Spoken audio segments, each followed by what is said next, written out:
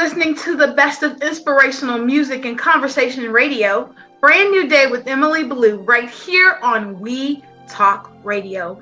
We are so excited because we are celebrating the most beautiful gift that anyone can receive, and that is mothers.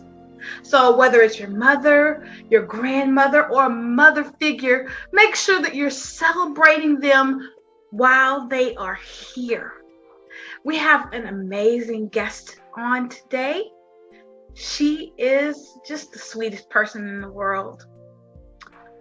Dr. Kathy Moffat. Thank you so much for joining us this evening. Well, my dear Emily and DeAnn, thank you both ladies for what you're doing through this platform to reach the audiences that you are targeting. And it's such a humbling experience that I would be asked to talk about what it's like to be a mom. And I'm excited about it. And I certainly would like to honor your beloved mother, Emily, and all the work that you continue to do to celebrate her life and her legacy. I think that's one of the best ways to exemplify and to have an expression of your love for your mother in the manner which you and your brother do it. Thank you so much. So let's go ahead and just dive right in. So my first question to you is, what is the role of a mother? You know, that's a loaded question, as you know, because there are various types of mothers.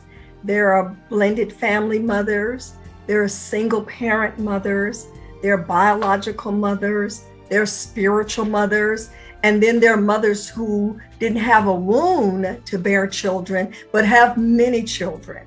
They have godmothers as well. So the role of a mother actually plays into the situation in which she finds herself in.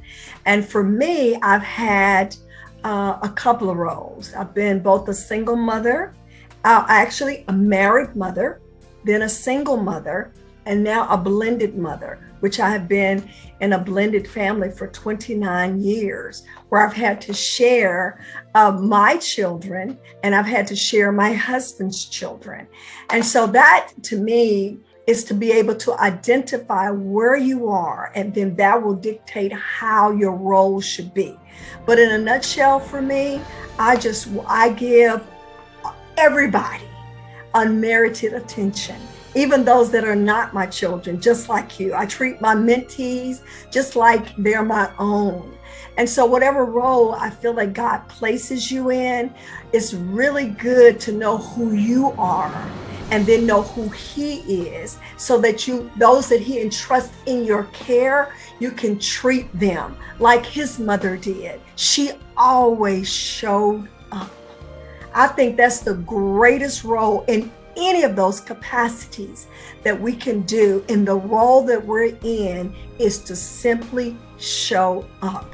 And when we show up, then the whole environment changes. Children love to see their godmothers, or whatever capacity you're functioning in, at their games, at the plays, at the cheerleading matches, at the weddings, whatever it is. I just think it's key that we show up. That's great. That's great. My next question is, in one word, describe your mother. Feisty. Feisty. My mother is feisty. She just turned 83, April the 22nd. And she still has her swag. She still has that mouth. She still tries to be my boss.